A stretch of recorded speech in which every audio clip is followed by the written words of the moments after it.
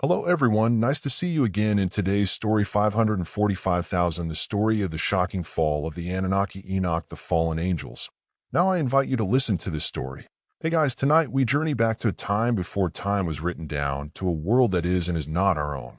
Imagine standing on the silent, humid shores of a planet, so young the mountains are still sharp, the rivers run wild, and the air is thick with the scent of giant, alien-looking ferns and damp earth. The sky above you is a tapestry of unfamiliar stars, burning with a clarity you've never seen, undimmed by a single city light because cities, well, they don't exist yet. Neither do you really. Not your kind, anyway. This story is so impossibly ancient that surviving it with your modern sensibilities intact is, let's be honest, a bit of a long shot. So before you get comfortable, take a moment to like the video and subscribe, but only if you genuinely enjoy what I do here. Let me know in the comments where you're listening from and what time it is there. It's always fascinating to see where these stories land. Now dim the lights, maybe turn on a fan for that soft background hum, and let's ease into tonight's journey together. You are standing on the edge of a vast, swampy delta somewhere in what will one day be called Mesopotamia. The air, thick and heavy, had a higher oxygen content than you're used to, making every breath feel strangely potent, almost intoxicating. Strange, chirping insects the size of your hand flit between colossal, moss-covered trees. In the distance, you hear the heavy tread of a herd of mammoths, their low rumbles a form of primordial bass that vibrates up through the soles of your bare feet. This is Earth, but it's an Earth in its majestic, untamed infancy. It's a planet waiting for a story to begin.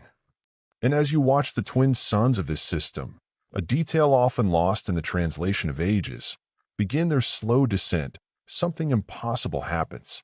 One of the stars in the darkening sky isn't behaving like a star. It's too bright, and it's moving. Not with the gentle, predictable arc of a meteor, but with a clear, deliberate intent. It grows larger, brighter, resolving from a point of light into a disk, then a sphere, then a shape so vast it begins to eclipse the constellations behind it. There's no sound at first, just a growing pressure in the air, a deep hum that you feel in your bones more than you hear with your ears. The wildlife falls silent. The world holds its breath. This is not a subtle arrival. There's no gentle parking procedure. It's more like a mountain deciding to show up for a party unannounced. The object descends, a behemoth of burnished, unfamiliar metal that seems to absorb the twilight. It's not built, it feels grown like a cosmic pearl.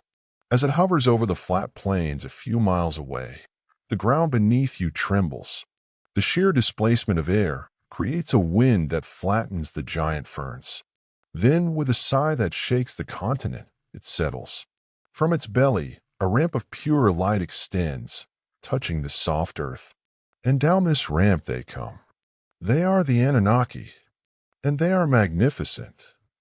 They are tall, impossibly tall, with a grace that belies their size.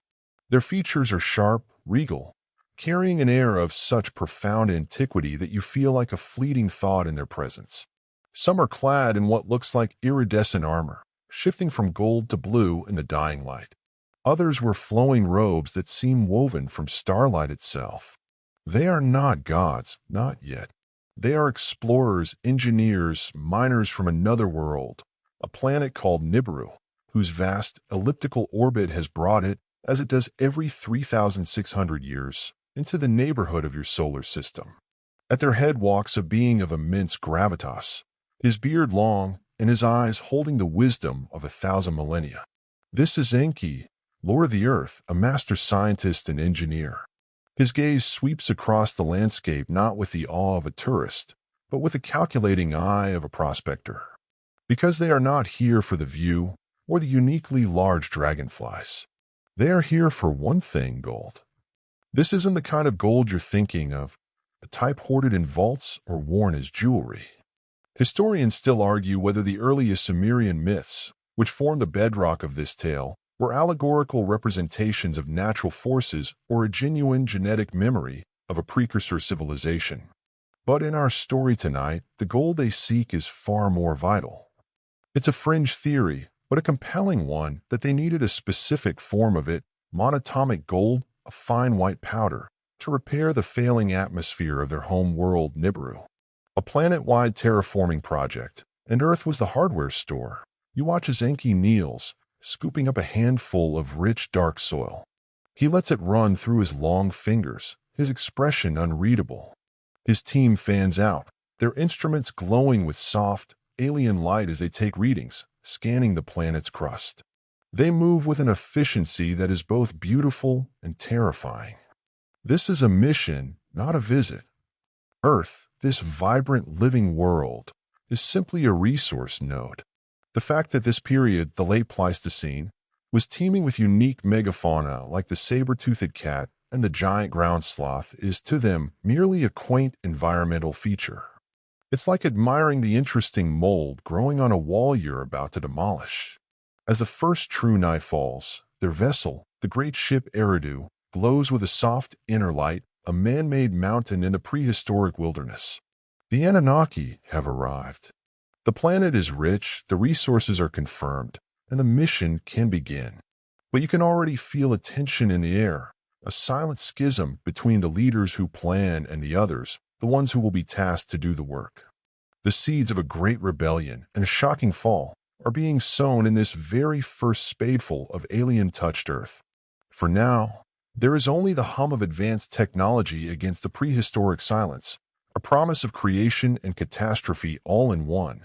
The initial exploratory glow fades faster than you'd think. Centuries blur into one another. The Anunnaki mission is no longer a novelty. It's a grinding, planet-scarring industry. You find yourself transported from the fertile delta of Eridu to a new, harsher landscape, the sun-scorched plains and deep, red-earthed chasms of what will one day be southern Africa. The air here is dry, the heat relentless. The very ground bleeds wealth, rich veins of gold running like frozen lightning through the rock. And it is here, in a place they call the Abzu, or source of the deep, that the real work is done. What I'm about to share with you comes at great personal risk. As a pastor from the Vatican, I've been entrusted with sacred knowledge, and I've uncovered truths that some believe should remain hidden. There are those who would prefer I stay silent, who would question my very place here for daring to speak out. But I cannot. My duty to God's work outweighs any fear for my position or personal safety. The truth must be told, and you're here because you're meant to hear it. This is a message for those who seek God's truth, no matter the cost. If you feel called to continue this journey, hit that subscribe button and turn on notifications. And if you believe others are ready to hear this truth, share this video. Together, we can ensure that God's work cannot be silenced. Imagine standing beneath a star-filled sky thousands of years ago, the vast cosmos stretching endlessly above. In those ancient times, humanity's greatest mysteries were not just about survival. They were about the heavens. Were the stars the realm of gods? Were there beings who descended from the skies to guide or rule? These questions gave rise to myths, legends, and religious stories that continue to captivate us today. Among the most intriguing of these tales are the legends of the Anunnaki, the gods of ancient Mesopotamia, and the fallen angels from the Bible and the apocryphal Book of Enoch. At first glance, they may seem like unrelated stories from different cultures separated by centuries, but dig deeper, and the similarities are impossible to ignore. Both accounts speak of powerful beings who descended to Earth, interacted with humanity, and forever altered the course of history.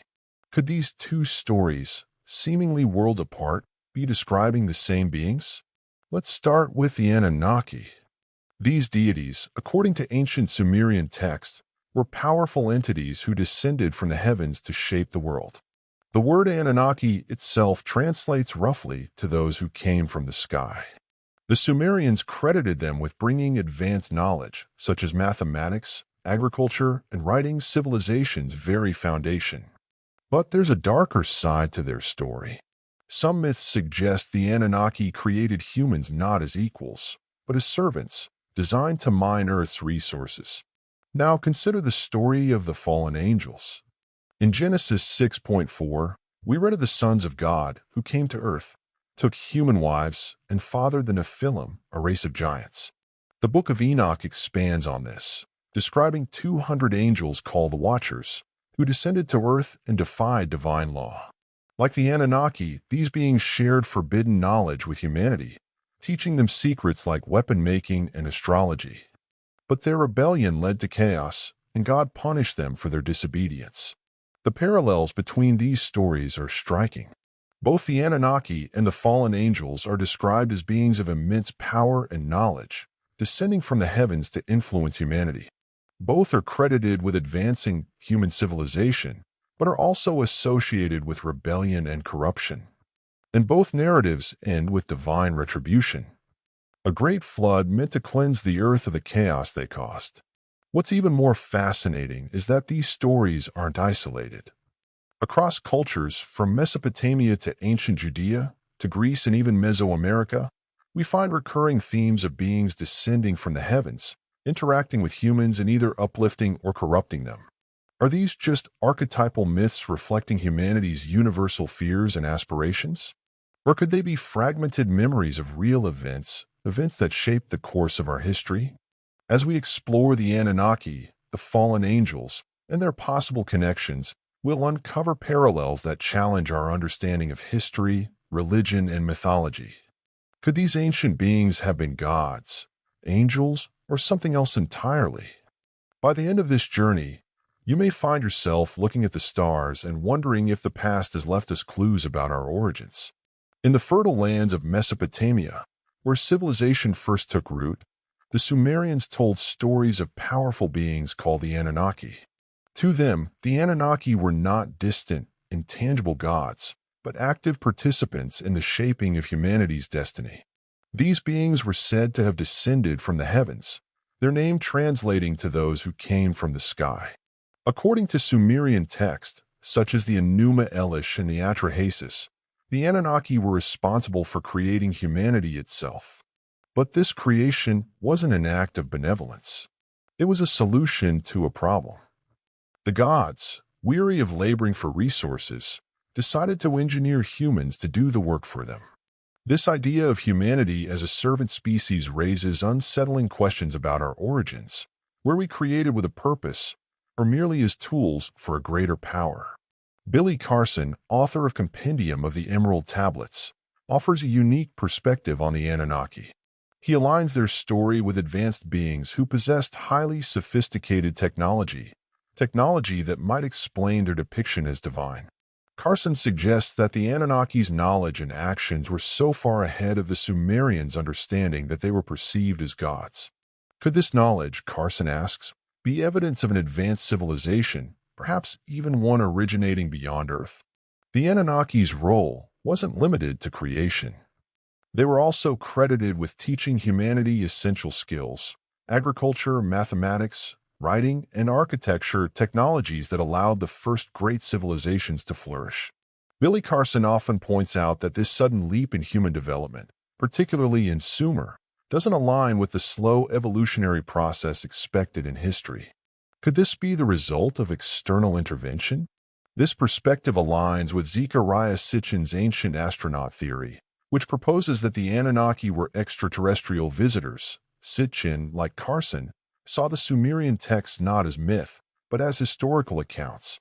He speculated that the Anunnaki came from a distant planet, possibly Nibiru, to mine gold, a resource they needed for their survival. In this theory, humans were engineered to assist in this mission, and the advanced knowledge they were given was only enough to ensure their productivity. While many scholars critique Sitchin's translations and theories, Carson brings additional nuance by connecting the Anunnaki narrative to the larger picture of human history. He highlights parallels between the Anunnaki and other mythological accounts. In Hindu texts, for instance, the devas are celestial beings who interact with humans. The Mayans also spoke of sky gods who brought wisdom. Even Greek mythology depicts gods descending from Mount. Vast, open-pit mines gouge the earth, visible from orbit. The scale is staggering. Terraced cliffs descend into a hazy abyss, crawling with figures and machines. Colossal excavators, powered by silent, glowing energy cores, bite into the rock face, their metallic claws screeching in protest. Laser drills hum with a piercing frequency, slicing through quartzite with effortless precision. A fine, glittering dust hangs perpetually in the air, coating everything and everyone in a thin layer of Earth's precious metal. It gets in your eyes, in your throat, a constant gritty reminder of the mission's single-minded purpose. This is industrial extraction on a cosmic scale, a process that makes any human endeavor look like a child digging in a sandbox. But for all their advanced technology, much of the work is brutally physical. And it is not the regal leaders like Enki or his stern half-brother Enlil who perform it. For this, there is another class, the Ijajai. You see them everywhere, their forms stark against the red dust. Academics still debate whether the Ijajai of Mesopotamian lore were a distinct class of sky gods or simply a poetic term for the younger generation of Anunnaki deities. But here, in the dust and the heat, their role is painfully clear. They are the workforce. They are the junior astronauts, the engineers, the geologists, the grunts who drew the short straw. They are the ones who must guide the drills, haul the raw ore, and maintain the machinery under a star that feels alien and hostile. You watch one of them, his name perhaps lost to the cuneiform tablets of the future, as he leans against a rock wall, his breath coming in ragged gasps. His once shining uniform is scuffed and stained, his face smudged with grease and grime. The look in his eyes is not one of awe or discovery. It is one of bone-deep weariness, a fatigue that has settled into his very soul over hundreds of years of relentless toil. He looks at the mountain of or waiting to be processed, then up at the pale, indifferent sky, and you can almost hear his thoughts. How much longer? The discontent starts as a low murmur, passed in the brief moments of rest between shifts, in the shared canteens where the nutrient paste always tastes the same.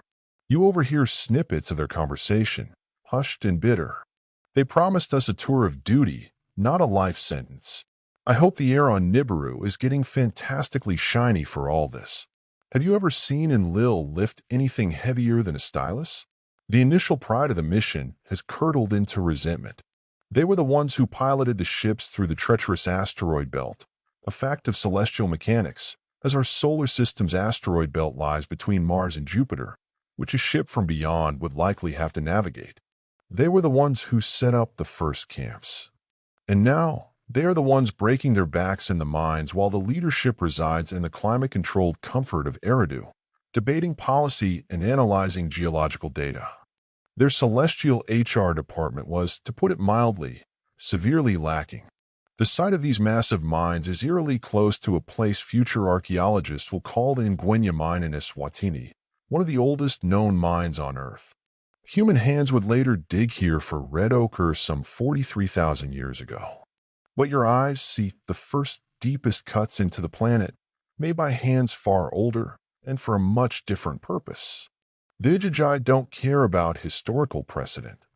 They care about the fact that their tour was supposed to last for a set number of shars, or 3,600-year orbits. They have been here for many shars. Too many. The grumbling coalesces into something more dangerous. A leader emerges among them, his name whispered with a mix of fear and hope. He argues that they are of the same blood as the council leaders. They are Anunnaki, not beasts of burden.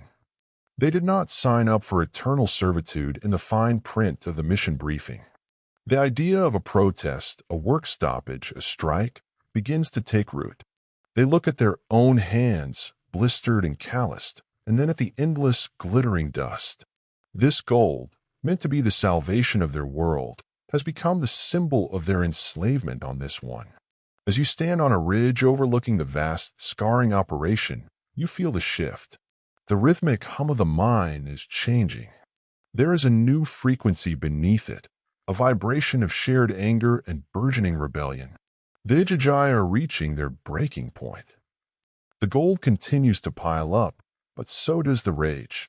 And soon, they will cast down their tools, march out of these hellish pits, and demand a new deal. A new kind of worker. The entire cosmic enterprise is balanced on the weary shoulders of the Ijajai, and those shoulders are about to shrug, Olympus to guide or interfere with human affairs. These stories share striking similarities, suggesting that the idea of beings descending from the heavens is a universal theme. What's fascinating is how this overlaps with modern discussions about advanced civilizations and extraterrestrial life. Carson, for example, often references how ancient texts and structures might serve as evidence of technological prowess far beyond what we attribute to early humanity. From the precision of the Great Pyramids to the unexplained knowledge encoded in ancient tablets, could the Anunnaki's influence still be visible today? But their role wasn't purely benevolent. Sumerian myths also describe conflict among the Anunnaki themselves, power struggles that spilled into human society. These stories echo the biblical accounts of the fallen angels who similarly descended to Earth and interacted with humanity. Both groups are associated with rebellion and forbidden knowledge, and both left humanity changed forever. As we continue, we'll delve deeper into these connections, exploring how the Anunnaki story aligns and diverges from the tale of the fallen angels. Were they gods, aliens, or something in between? And how does their story shape our understanding of humanity's place in the universe? The answers might lie in the myths, but they also challenge us to rethink everything we know about our origins. Now let's turn to another story of powerful beings who descended from above, the fallen angels of the Bible. These figures, described in Genesis 6:1 through 4 and expanded upon in the apocryphal book of Enoch, are central to one of the Bible's most mysterious and debated narratives. In Genesis, we read of the sons of God who descended to earth, took human wives, and fathered a race known as the Nephilim. These beings, described as giants, were said to be mighty and of great renown. But who were these sons of God? The book of Enoch provides a more detailed account. The simmering resentment of the Igigi doesn't just bubble over, it erupts. One cycle, the minds are loud with the screech of machinery. The next, they are silent. You stand with the striking workers as they surround the primary Anunnaki settlement, their tools of labor now held like weapons. They burn the excavators and drills, the smoke from the alien alloys rising in thick, acrid plumes against the African sky. Their chants are a guttural roar of frustration, a single word repeated in their native tongue, enough. The Anunnaki leadership is caught completely off guard.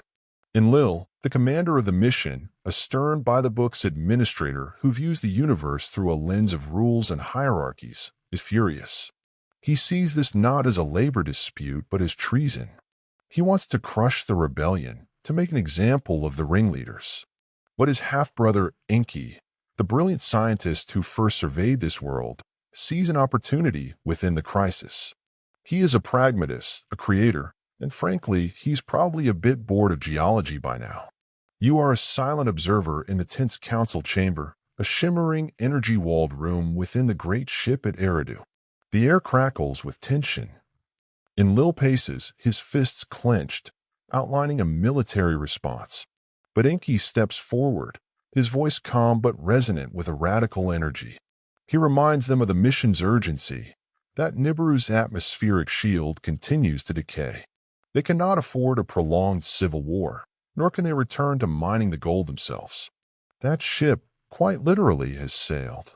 Then he presents his solution, a proposal so audacious, so contrary to cosmic law, that it sucks the very air from the room. He tells them they do not need to force the Igigi back to work. They can create a new worker, a simpler one, a Lulu, a primitive worker, who will be docile, strong, and capable of understanding simple commands. He proposes using genetic material from a species already thriving on this planet, one that has shown surprising adaptability and resilience, a bipedal ape-like creature that future paleoanthropologists will classify as Homo erectus. These creatures already walk upright, use primitive tools, and live in social groups, a solid starting point for any genetic tinkerer. Enki argues that they can take the essence of this creature and bind upon it the image of the gods. They will uplift it, modify it, jumpstart its evolution, weaving their own Anunnaki DNA into its genetic code. They will engineer a new being, intelligent enough to be a helper, but not so intelligent as to be a rival. A biological machine, custom-built for the minds. A bit of creative accounting with the laws of nature. The chamber erupts in debate. Some call it blasphemy. The idea of mixing their divine essence with that of a primitive beast is abhorrent. Historians still argue whether the Sumerian creation myths describe a single, momentous event or a long, drawn-out process of trial and error. But here, you see it as a single, heated moment of decision. Enlil is deeply opposed, seeing it as an abomination that will pollute their lineage and create unforeseen consequences.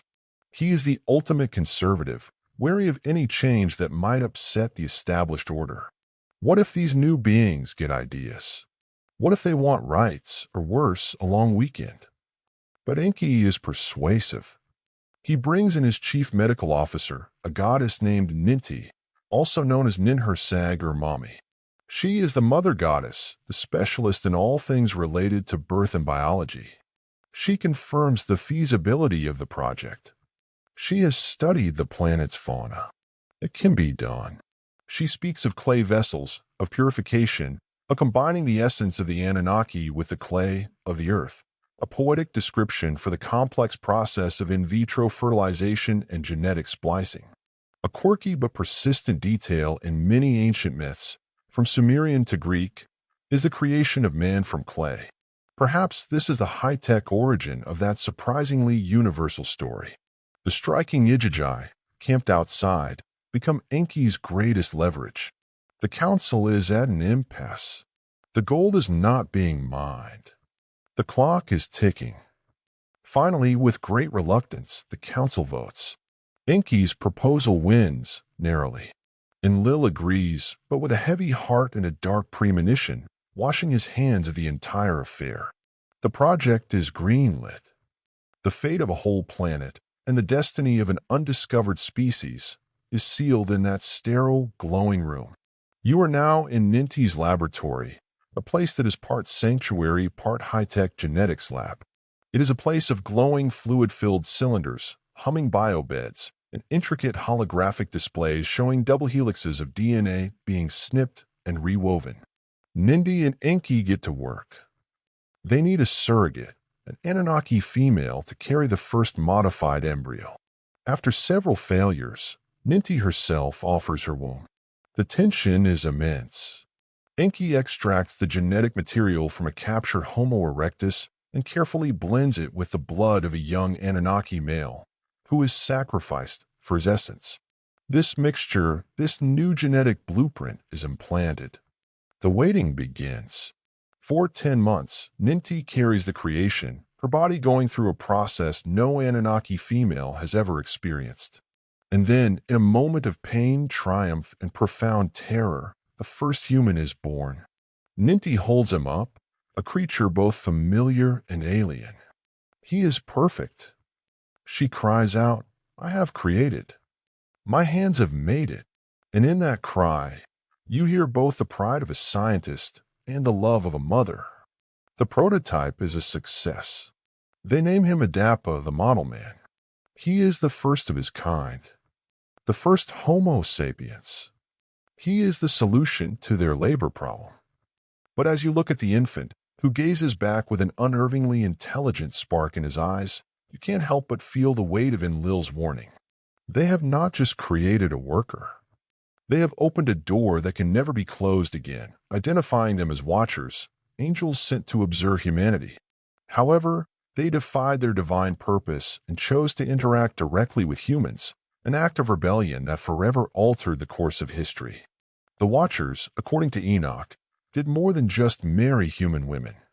They shared forbidden knowledge with humanity, secrets of metallurgy, weapon-making, and even celestial sciences like astrology. To the people of the time, this knowledge might have seemed like a gift from the heavens, but it came with a price. The knowledge sowed chaos, violence, and corruption, leading to divine punishment. This punishment took the form of the Great Flood, a story shared not just in the Bible, but in Sumerian mythology as well, and the biblical account the flood was meant to. The creation of Adapa is not a one-off miracle. It's the successful test run for mass production. Soon, Ninti's laboratories are running at full capacity. More Anunnaki females volunteer, or are volunteered, as surrogates. A new race is born, not through slow, methodical evolution, but through the clean, efficient hum of a bioengineering assembly line. You see them now, these first humans, as they grow and multiply in a lush, walled garden and a den, somewhere back in Mesopotamia. It's less a paradise and more a carefully controlled nursery and training center. These early humans are a marvel. They are stronger and more resilient than their Anunnaki creators expected. They learn quickly, their minds like sponges, soaking up the rudimentary language and tasks they are taught. They are put to work, first in agriculture, tending the gardens that feed the Anunnaki settlements, then sent in droves to the mines in Africa to finally relieve the disgruntled Ijiji. The plan, it seems, is a resounding success. The gold flows again, more abundantly than ever before. The Ijiji are reassigned to less strenuous duties, like operating the shuttlecraft that ferry the processed gold to the mothership orbiting high above the planet. Everyone seems happy. Problem solved. But there is a specific group of Anunnaki whose job description puts them in constant, close contact with this burgeoning new species. They are not the high command like in Lil and Enki, nor are they the blue-collar Ijiji. They are a unique cast of specialists. In the original text, they are called the Watchers. Their role is exactly what it sounds like. They are observers, scientific overseers, and teachers. Their mission is to monitor the new human workforce, to instruct them in their duties, to ensure the project runs smoothly. They are the field managers, the ethnographers, the planetary biologists of the Anunnaki expedition. You find yourself among them, stationed at one of the outposts, overlooking a sprawling human settlement. These Watchers are, for the most part, younger Anunnaki, filled with a scientific curiosity that borders on obsessive. At first, their interest is purely clinical. They take notes on human social structures, their capacity for learning, their physical tolerances. They are fascinated by the speed at which the humans adapt and create their own simple culture, their own songs, their own rituals. It's like a zoologist becoming a little too invested in the lives of their favorite chimpanzee troop. But over time, the line between observer and participant begins to blur. The Watchers, stationed on Earth for what must feel like an eternity, are lonely. They are far from Nibiru, separated from their own kind. The humans, by contrast, are vibrant, emotional, and very much alive. A peculiar fascination begins to grow, one that transcends scientific inquiry. It's a fascination with human emotions, their laughter, their grief, their passions. These are things the long-lived stoic Anunnaki might have suppressed or forgotten.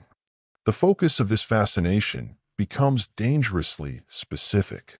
The Watchers start to notice the human females, the daughters of man. They are not like the regal, aloof Anunnaki goddesses. They are earthy, mortal, and in their fleeting lifespans, they possess a fire and a beauty that the Watchers find utterly captivating. What began as a scientific observation, note the species mating rituals, slowly morphs into something far more personal. A strange longing. You see it in their gazes. A Watcher stands on a ziggurat-like observation tower, ostensibly monitoring the grain production below. But his eyes are fixed on a young woman as she laughs with her sisters by a stream, her hair unbound. He feels a pang of something he can't quite name. It's a mix of envy, desire, and a profound loneliness. Remember, these beings are practically immortal. They've seen stars born and die. But the simple, ephemeral joy of a mortal laughing by a river is a phenomenon they have never truly experienced. This growing obsession is a direct violation of their orders. Enlil had been explicit: no personal contact, no fraternization. The human project was to be kept separate, sterile. They were tools, not companions. To cross that line was to contaminate the mission, to break the fundamental law of non-interference. It's a classic sci-fi trope, the prime directive, but for the Anunnaki, it was a very real command. A core scholarly debate still exists on whether the sons of God mentioned in Genesis 6 were angelic beings, a human dynasty, or, as in this telling, extraterrestrial overseers. The ambiguity of the original text allows for many interpretations. One watcher, a charismatic and influential leader named Shemiza, becomes the focal point of this simmering transgression. He sees his comrades longing, and he feels it himself, perhaps more keenly than any of them. He starts to talk to them, not as their commander, but as a confidant. He voices the thoughts they all share, but are too afraid to speak aloud. He questions the purpose of their endless vigil. Are they to be eternal wardens, watching life from a distance but never truly living? His words are like sparks on dry tinder. He argues that the humans are no longer just a biological experiment. They have consciousness, they have beauty, they have souls. Why should the laws of a distant king on Nibiru prevent them from experiencing what is right in front of them? He plants an idea, a dangerous, seductive idea, that they should not just watch. They should descend. They should participate. They should take wives from among the daughters of man and experience life as they never have before. The Watcher's curious gaze is about to transform into a catastrophic act of rebellion, cleanse the earth of the Nephilim's corruption and the chaos caused by the Watcher's rebellion. Similarly, in the Sumerian epic of Gilgamesh, the gods send a flood to erase the disorder created by divine beings meddling in human affairs. Could these accounts be describing the same catastrophic event, remembered differently across cultures? Billy Carson often highlights the significance of the Book of Enoch, calling it a key to understanding humanity's hidden past. He argues that the Watcher's actions, sharing forbidden knowledge, may not have been entirely malevolent. Instead, Carson suggests the Watchers might have been trying to accelerate human development, much like the Anunnaki in Sumerian texts. This idea challenges traditional interpretations of the fallen angels as purely rebellious or evil. Were they really trying to corrupt humanity, or were they defying divine law for the sake of progress? The parallels between the fallen angels and the Anunnaki become. The seed of rebellion planted by Shemiza takes root in the fertile ground of the Watcher's loneliness and desire. His whispers become speeches, his suggestions become a concrete plan. The question is no longer if they should defy their sacred duty, but how and when. You are there as the conspiracy solidifies, moving from furtive glances and coded conversations into a full-blown mutiny of the heart. The chosen location for this fateful decision is a mountain, a place that exists between the celestial realm of their command and the terrestrial world of their obsession. It will one day be known as Mount Hermon, a peak straddling the border of modern-day Syria and Lebanon. The name itself is telling. It's derived from a Hebrew root meaning to make taboo or to curse. Here, on this windswept summit, under a sky full of alien constellations, the final, irreversible step is taken. Shemiza summons the other leaders of the Watchers, the chiefs of tens. They come from their various outposts across the globe, leaving their observation stations and their scientific duties behind. There are 200 of them in total, a significant portion of the entire overseer caste. They gather as the sun sets, the long shadows stretching across the rocky plateau. Their faces, usually composed and analytical, are now etched with a mixture of excitement, fear, and grim determination. They know the gravity of what they are about to do.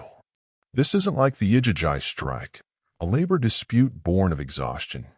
This is a deliberate, philosophical rebellion, a rejection of their very nature and purpose. You stand among them, an invisible presence in the cold mountain air. Shemiza steps onto a high rock, his form silhouetted against the deepening twilight. He is an imposing figure, and his voice carries the weight of command, but tonight it is laced with a seductive, persuasive fire. He lays out their situation plainly. He speaks of their endless, sterile existence, of watching generations of humans live and love and die while they remain static and unchanging. We see them, he says, his voice echoing in the stillness. We see their joy, their passion, their grief. We document it, we analyze it, but we do not feel it. We were sent here to watch them work, but we have ended up watching them live. And I ask you, for what purpose do we deny ourselves the same? He then makes his proposal formal. Let us descend. Let us choose for ourselves wives from among the daughters of men.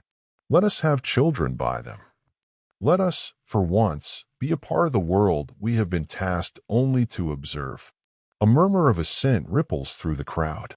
But there is also fear. They all know the punishment for such a transgression. It is total and absolute. One of the other leaders, his name perhaps Erekiel, voices this fear. What if we are the only ones to do this? What if the others lose their nerve? The punishment will fall upon us alone. This is the moment of truth. Shemaiah, in a stroke of cunning and binding genius, realizes that the only way forward is to make the conspiracy inescapable. He demands an oath. Pact. They will all swear, right here and now, to go through with the plan. They will bind themselves with curses, ensuring that no one can back out, that they will all face the consequences together. It's a strategy as old as time, shared guilt as the ultimate adhesive. It's a classic prisoner's dilemma, and Shemaiah is forcing them all to choose defection. One by one, they step forward. Under the cold light of the stars, they swear the oath. We will not alter this plan, and we will all do this deed. They call upon the highest powers they know, not to bless their endeavor, but to curse them should they fail to see it through. It is a perversion of a sacred act, a pact made not in loyalty to their king, but in defiance of him. This historical moment is most famously detailed not in the Bible, but in the apocryphal book of Enoch, a text once widely accepted by early Jews and Christians but later excluded from most official canons. Its vivid descriptions of the fallen angels and their pact form the very spine of this part of our story. As the last watcher speaks the oath, a change occurs. The air grows heavy, charged with a strange energy. It is as if their words have solidified, creating a new law in the spiritual firmament of the planet. They are no longer just watchers. They are the fallen. Their decision has been made. Their fate, though they do not yet know its full horror, is sealed. There is no turning back. With the pact sworn, a new energy electrifies the group. The fear is replaced by a wild, reckless euphoria. They have broken the ultimate taboo. They have chosen passion over duty, a fleeting, mortal experience over an eternity of cold observation. They descend from the mountain not as a disciplined cadre of scientists, but as a ravenous mob. Their descent is not just a physical act of moving from a high altitude to a low one. It is a spiritual fall, a plummet from a state of grace into a new world of sensation and consequence. You watch them as they approach the human settlements, no longer hiding in the shadows or observing from afar. They walk directly into the villages, their divine forms radiating a power that both terrifies and fascinates the simple humans. The daughters of man look up, and they see gods walking among them. And the fallen watchers look at them, not with the detached gaze of an overseer, but with the burning eyes of a lover and a predator.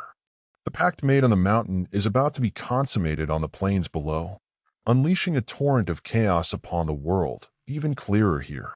Both are described as descending from above, interacting with humans, and sharing advanced knowledge.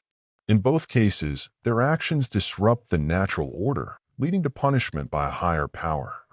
But while the Anunnaki are portrayed as creators and teachers, the fallen angels are framed as rebels, their knowledge forbidden and their actions condemned.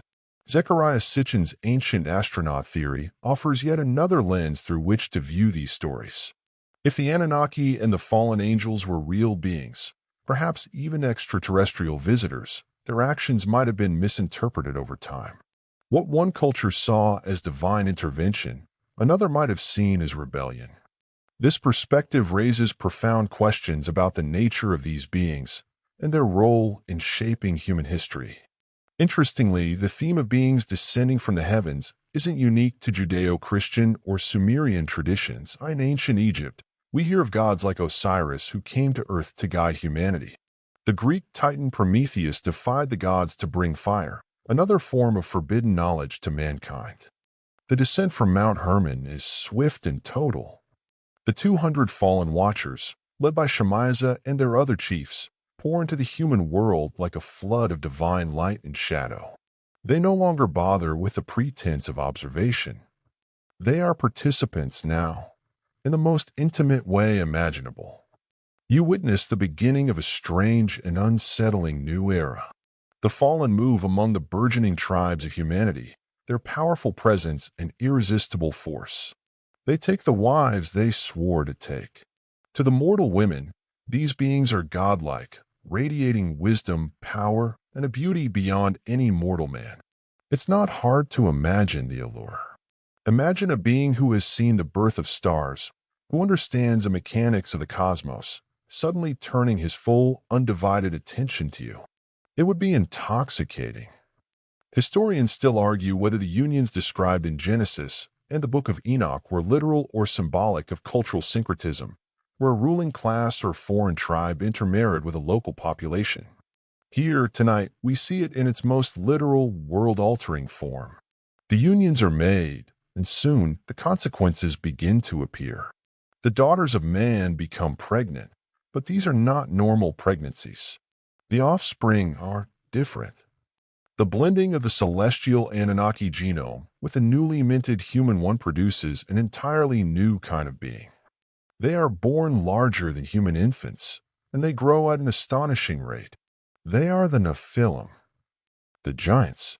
The word Nephilim itself is fraught with meaning, often translated as giants, but its Hebrew root, naphal, means to fall.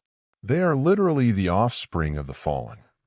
At first, their existence is a source of awe and wonder. Their parents, the Watchers, are proud. They see their children as the perfect synthesis of heaven and earth, a new and powerful race that will dominate this world. The human mothers, while perhaps terrified by the sheer scale of their offspring, are revered for bearing the children of gods. You watch as these children grow, and grow, and grow.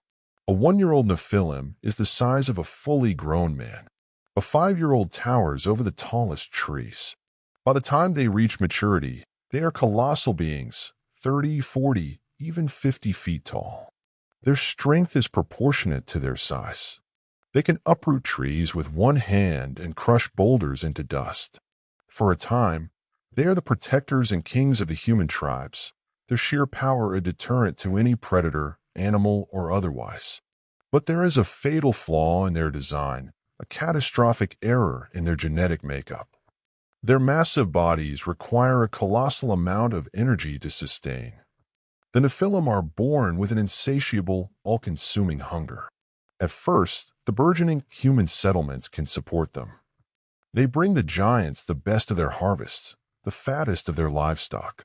The humans work tirelessly to feed their massive, godlike protectors. It is a sacrifice, an offering to the children of their celestial visitors.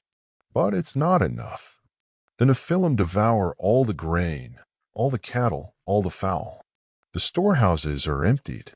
The fields are stripped bare. The humans begin to starve, their labor no longer feeding their own families, but fueling the endless appetite of the giants in their midst. A quirky but disturbing fringe theory connects the legends of giants in nearly every culture on Earth, from the Titans of Greece to the Jotun of Norse mythology, to a single prehistoric event, a genetic memory of these very creatures. The situation turns from a strange symbiosis to a horrifying parasitism. When the food provided by humans runs out, the Nephilim, driven by their voracious hunger, turn on their providers. You see a scene of pure terror. A giant, its eyes devoid of any emotion save for raw need, plucks a screaming human from the ground and devours him. The age of wonder is over. The age of fear has begun. The Nephilim become the world's first apex predators. They hunt humans through the forests and fields. They wade into rivers and pluck the fish from the water until the rivers are empty. They begin to turn on the animal kingdom, devouring birds, beasts, and reptiles indiscriminately. The ecological balance of the entire planet is thrown into chaos. The world, once a vibrant and diverse ecosystem, is being eaten alive. The cosmic crime of the Watchers is now bearing monstrous fruit. Their sin was not just lust. It was the ultimate act of biological irresponsibility. They introduced an invasive species so dominant and destructive that it threatened to consume the entire biosphere. Their desire for a fleeting, personal connection has unleashed a planetary apocalypse. And it gets worse. When all other food sources are exhausted, the Nephilim, in a final act of grotesque horror, turn on each other, engaging in titanic battles and cannibalism. The world is filled with the cries of the suffering. The humans, decimated and terrorized, cry out to the heavens for deliverance. Their prayers and screams rise up, unheard by their fallen masters who are too lost in their own debauchery, but reaching, finally, the ears of the celestial council high above. The earth itself seems to groan under the weight of this abomination. The grand experiment of humanity is on the verge of being devoured by its own monstrous side effect, and the watchers, who start it all, can only look on as the world they wanted to join is being torn apart by their own children.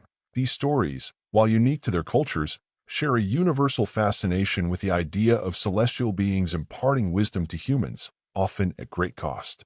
The story of the fallen angels challenges us to reconsider our assumptions about divine beings, knowledge, and humanity's place in the universe. Were these angels truly fallen, or were they misunderstood? And how does their tale connect to the Anunnaki story of creation and teaching? As we continue, we'll explore these parallels further, seeking answers in the myths, texts, and theories that connect these ancient stories. At this point, the similarities between the Anunnaki and the fallen angels are impossible to ignore. Both stories describe powerful beings descending from the heavens, sharing advanced knowledge with humanity, and ultimately facing punishment for their actions. But are these parallels the result of shared archetypes across cultures? Or do they point to a single interconnected narrative? Let's connect the dots. In Sumerian mythology, the Anunnaki were the architects of human civilization, credited with teaching humanity agriculture, mathematics, and even the concept of written language. Similarly, the fallen angels in the Book of Enoch taught forbidden knowledge, metallurgy, weapon-making, and astrology. To ancient humans, the fallen watchers didn't just bring their genetics to the human party. They brought a suitcase full of party favors that humanity was in no way ready for. Their sin wasn't just procreation. It was the premature and reckless dissemination of knowledge. As their Nephilim children were busy turning the planet into an all-you-can-eat buffet, the Watchers themselves settled into their new lives as god-kings, and like any new rulers, they sought to uplift their subjects, or at least, make them more interesting. Each of the 200 fallen had a particular specialty, a field of celestial science or art, and they began to teach these secrets to their mortal wives and the surrounding human tribes. You are there in the smoky, firelit workshops and open-air classrooms where this forbidden knowledge is transferred. It's like a university semester from hell, where the curriculum is guaranteed to lead to societal collapse. One of the chiefs, a watcher named Azazel, takes center stage. In some traditions, Azazel is considered the true leader of the fallen, even more culpable than Shemaiah. He teaches humanity the art of metallurgy. But he doesn't start with teaching them how to make better plows or cooking pots. Oh no, that would be far too practical. He goes straight to the good stuff. He teaches them how to forge swords, knives, shields, and breastplates. In a world that had only known fists and stones, the introduction of sharpened metal weaponry is a cataclysmic leap. Suddenly, human-on-human violence becomes exponentially more lethal. Tribal skirmishes that might have ended with a few broken bones now end in mass slaughter. Azazel essentially hands a toddler a loaded machine gun.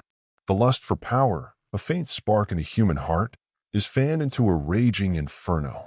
Men learn to kill with terrifying efficiency, not just for survival, but for territory, for resources, for ego. But Azazel's syllabus isn't all war and death. He also gets into fashion.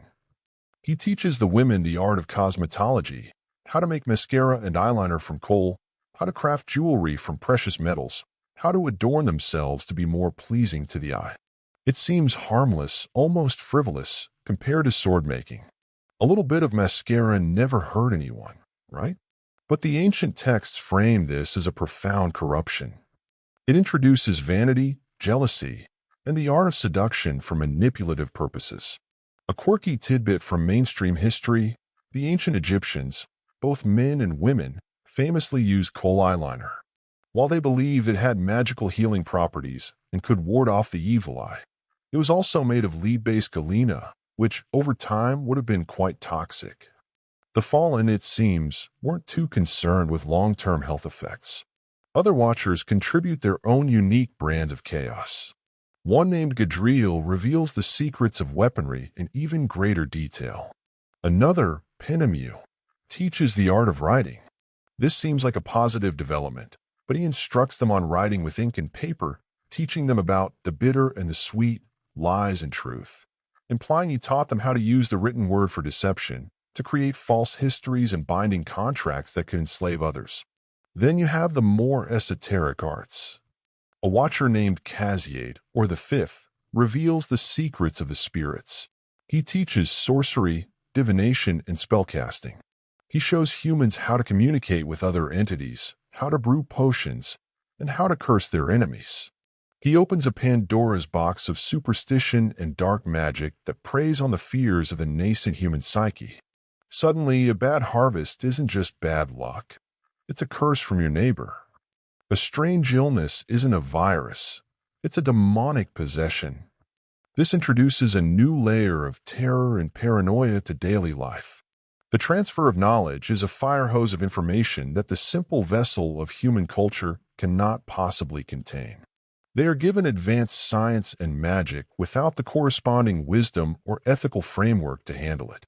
Historians still argue whether the sudden explosion of advanced skills in the Neolithic and Bronze Ages was a natural progression or evidence of external influence. Proponents of ancient astronaut theories point to this exact mythological moment as the source of humanity's sudden great leap forward in technology and culture. You see the result of all this forbidden teaching. The world transforms. Cities are built, but they are filled with violence and treachery. Art is created, but it is often in service of vanity and ego. Science is learned, but it is immediately weaponized. The Fallen Watchers, in their attempt to connect with humanity, have only succeeded in corrupting it, amplifying all of its worst instincts. They have remade the human world in their own rebellious and chaotic image. Shemaiah himself teaches the art of root-cutting and magical enchantments, further diving into the manipulation of the natural and supernatural worlds. The Earth, once a place of primal natural order, is now a discordant mess of human ambition, magical curses, and giant-on-giant violence. The grand utopian project of the Anunnaki has spiraled into a dystopian nightmare. The cries of the innocent, the clash of newly forged swords, and the heavy tread of the hungry Nephilim form a symphony of chaos. The knowledge was meant to be a gift, but like fire stolen from the gods, it has only served to burn the world down. And high above, the powers that be have finally truly started to take notice. But while the Anunnaki's knowledge is portrayed as essential for civilization, the fallen angels' teachings are framed as dangerous and corrupting. Why the difference? One theory suggests that the difference lies in perspective. The Sumerians viewed the Anunnaki as their benefactors, creators, and teachers. Meanwhile, the biblical writers saw the fallen angels as defiers of divine order, their knowledge forbidden, and their actions disruptive. Billy Carson often points out that these distinctions may reflect cultural or theological bias. If both the Anunnaki and the fallen angels were real beings, whether divine, extraterrestrial, or something else, their actions might have been interpreted differently based on the values and beliefs of the cultures describing them. The consequences of their interactions with humanity also share striking similarities. Both the Anunnaki and the fallen angels left chaos in their wake, leading to catastrophic events. In Sumerian texts, this chaos took the form of dissatisfaction among the gods, resulting in the Great Flood to cleanse the earth. In the Bible, the chaos brought by the Nephilim, giant offspring of the fallen angels, led to the biblical flood. These flood narratives, appearing in both traditions, amidst the screaming chaos of a world tearing itself apart, a pocket of silence exists. It's a man. While the rest of humanity is caught up in the whirlwind of newly learned violence, vanity, and sorcery, this one individual walks a different path. His name is Enoch. In the lineage of the first human, Adapa, he is the seventh patriarch, a position of some importance. But his true significance lies not in his bloodline, but in his character.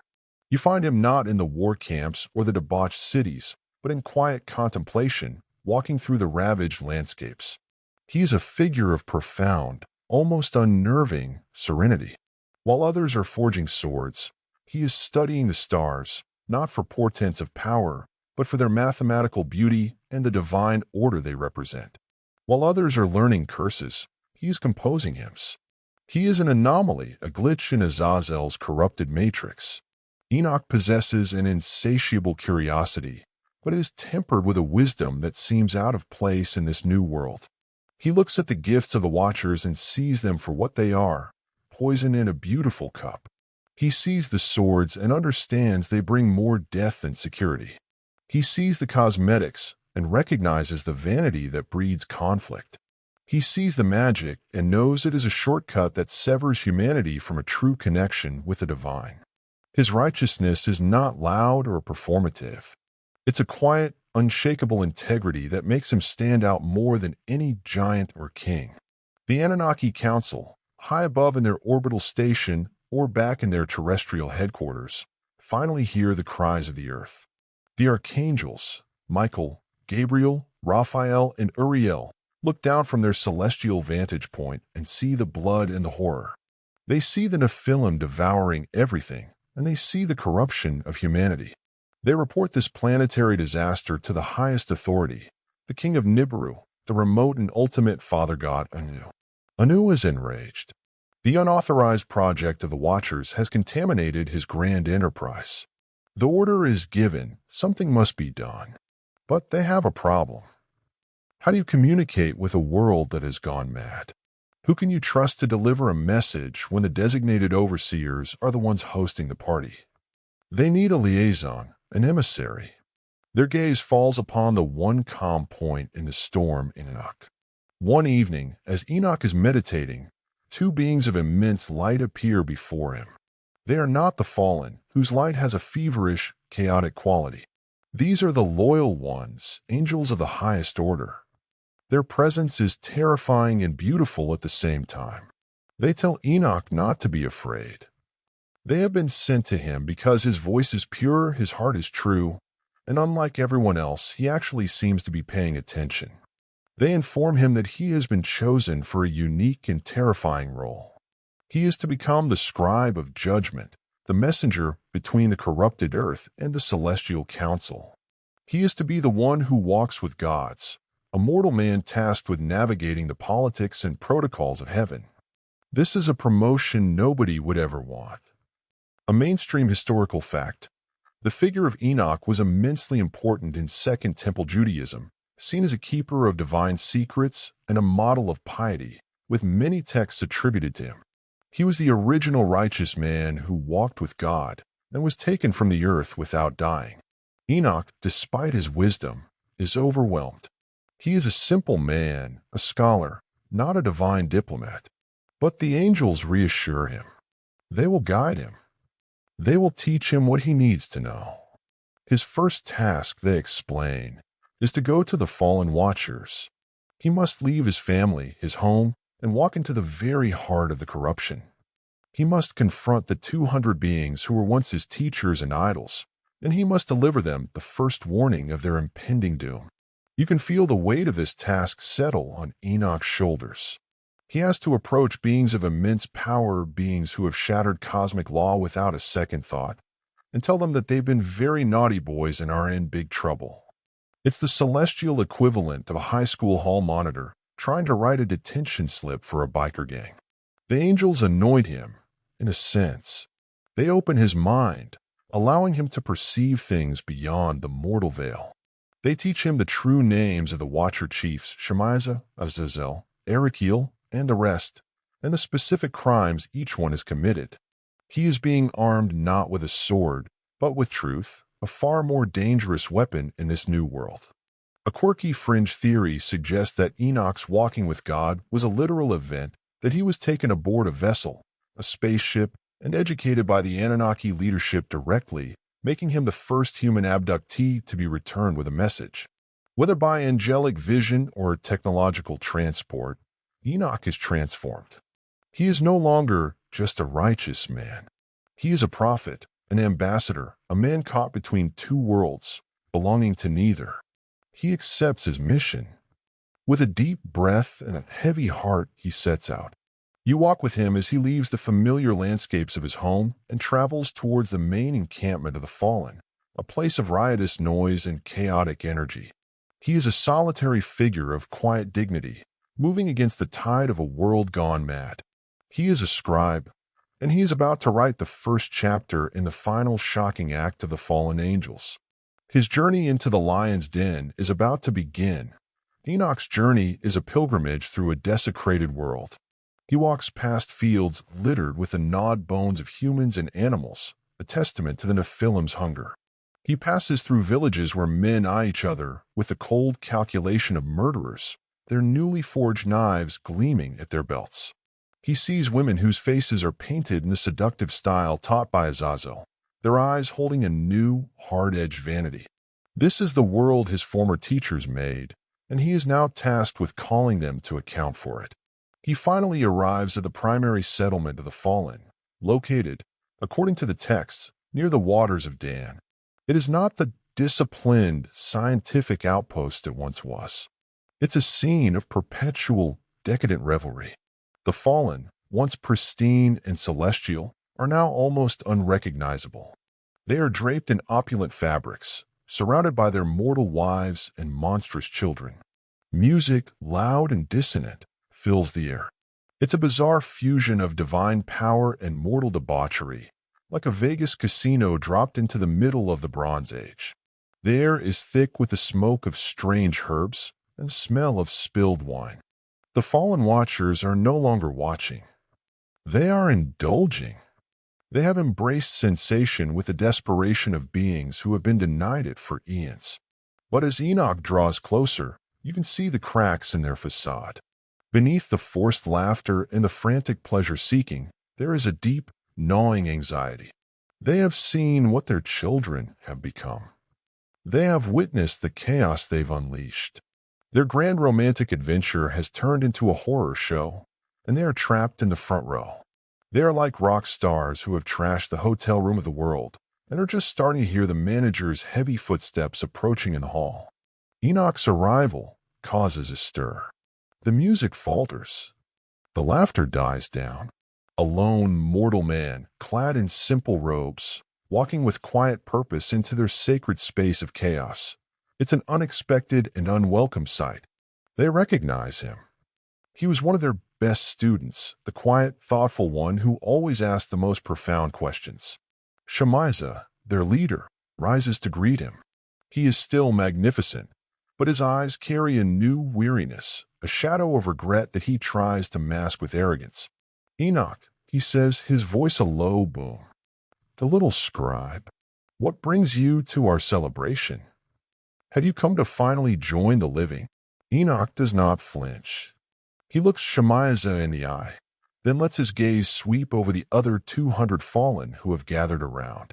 He sees the defiance in their faces, but also the fear.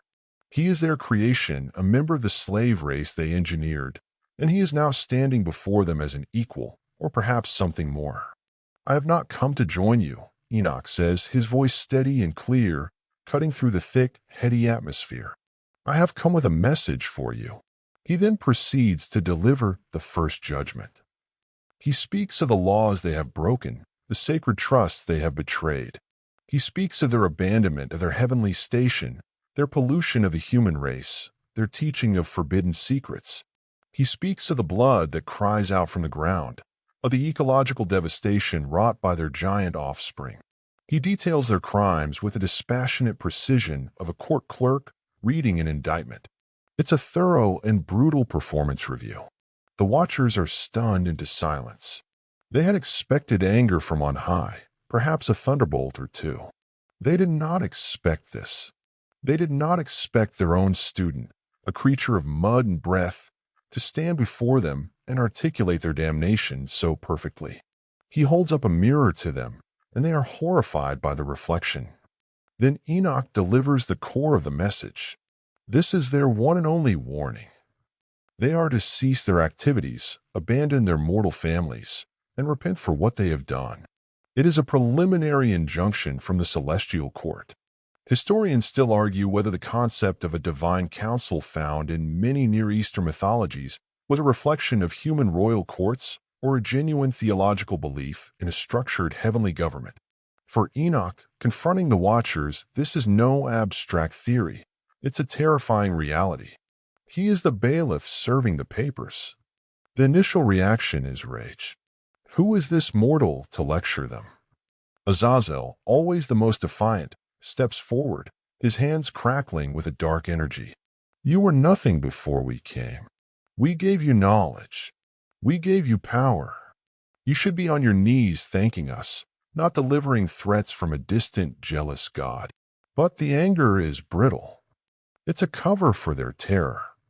Enoch's words have pierced their armor of denial. They know deep down that he speaks the truth. Their immortal lifespans give them a long-term perspective.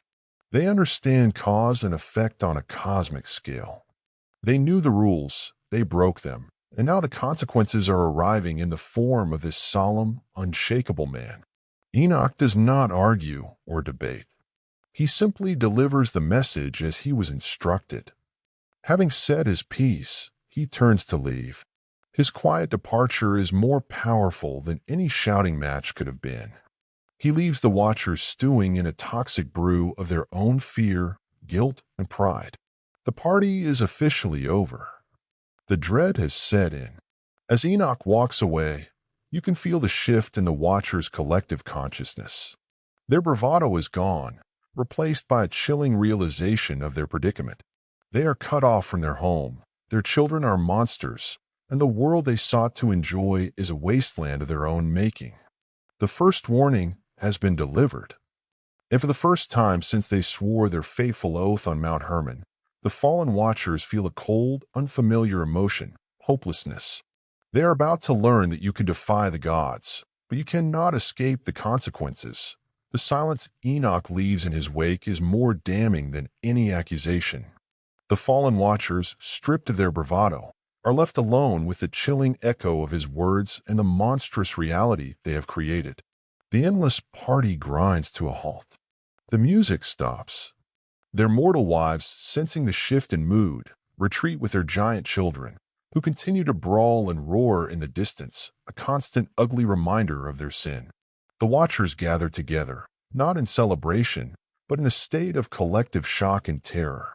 Their arrogance, which had been their shield for so long, shatters completely. They are faced with the stark, undeniable truth. They have failed.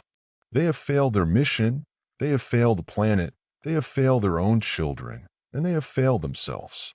The grand romantic rebellion has curdled into a sordid and tragic mess. They are cosmic criminals, and the law is closing in. You see them huddled together, these once glorious beings, now looking small and pathetic. The fear of annihilation is a palpable thing, cold dread that seeps into their very essence. They had thought themselves masters of their own destiny, but now they realize they are just cogs in a cosmic machine far larger and more unforgiving than they had ever imagined. They remember the power of Anu, the unshakable order of the universe they so casually defied, and they are terrified. It is Shemaiah, their leader, who finally breaks the silence. His voice is hoarse, devoid of its former charismatic fire. He admits his folly. He takes responsibility for leading them down this path of ruin. I feared this day, he confesses to the others. I knew this would be the price, and yet I made you all swear the oath so the great sin would not fall on me alone. It's a moment of pathetic, self-serving honesty, but honesty nonetheless. This confession breaks the dam of their pride. The other Watchers begin to weep. Not quiet, dignified tears, but great, racking sobs of despair and terror. These are beings who have not felt such raw, humbling emotion in millennia. They mourn for the celestial home they can never return to, for the grace they have lost, and for the terrible punishment they know is coming. Their weeping is a strange, unearthly sound, the sound of a mortal heart's breaking. In their desperation, They grasp at a single, flimsy straw of hope. Enoch, the mortal scribe who came to them not with fire and fury, but with a cold, hard truth. He was able to speak to the higher powers. He was their emissary. Perhaps he could be their emissary too. They decide, in a last desperate gamble, to beg him for help. They seek him out. Enoch has not gone far. He is sitting by a river, writing down everything he has seen and heard, fulfilling his duty as a scribe. The watchers approach him, not with the arrogance of gods, but with the humility of condemned prisoners. Their towering forms are stooped, their faces etched with desperation. Azazel, once so defiant, is now on his knees before the mortal man he once scorned. They beg him. They implore him to act as their intercessor. "You are righteous, Enoch," Shemaiah pleads. "Your voice is heard in the high heavens. We cannot raise our own faces to the sky we have betrayed. Please write a petition for us. Draft a prayer of supplication on our behalf. Beg for forgiveness. Beg for mercy. Plead our case to the Lord of all spirits." It's a moment of supreme irony. The beings who taught humanity the art of writing are now begging a human to write for them. They who gave knowledge are now pleading for the wisdom and favor of their student. Enoch, looking at these broken, terrified beings, feels a pang of something that might be pity. He sees not just the cosmic criminals, but the tragic figures who threw everything away for a moment of connection and are now paying the ultimate price. He agrees. It is a part of his duty as a scribe to record all things, including this final, desperate plea. He sits down with his scrolls and his ink, and under the dictation of the terrified watchers, he drafts their petition. They pour out all their regret, all their fear, all their excuses. They try to frame their actions in the best possible light, speaking of their loneliness and their fascination with humanity's vibrant spirit. They acknowledge their sins but beg for a second chance, for a punishment less than total annihilation.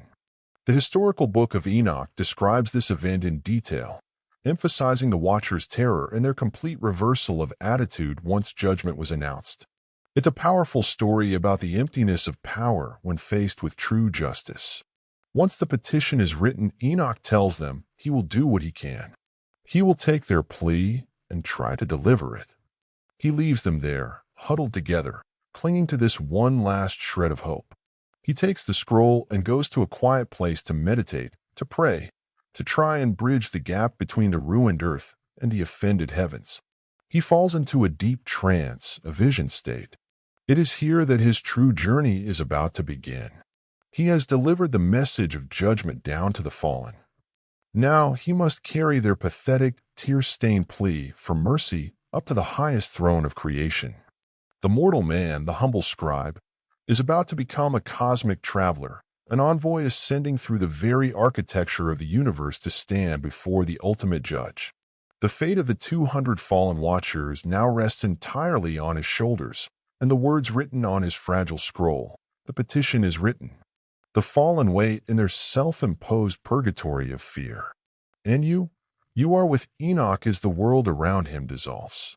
His consciousness unsticks from the terrestrial plane.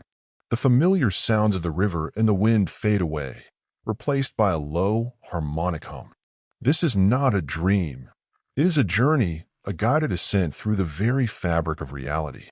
The angels who first task him are his guides again, pulling his spirit upward, out of his physical body, on a trajectory that defies all known laws of physics. You are rising with him. The earth falls away below, a beautiful, swirling marble of blue, white, and green, now scarred by the dark smudges of the Nephilim's destruction. You pass through the clouds, into the thin, cold air of the upper atmosphere, and then into the silent, star-dusted void. But you are not heading for Nibiru or another planet. You are going somewhere else entirely. You are ascending through the heavens, which are presented not as a single, uniform place, but as a series of distinct dimensions or layers, each with its own purpose and guardians. The first heaven is vast and ethereal, a sea of celestial mist. Here, Enoch sees the storehouses of the snow and the clouds, the atmospheric mechanics of the world laid bare. It's a realm of weather and celestial phenomena, managed by angelic beings who move with serene purpose. It's the backstage of the mortal world's sky.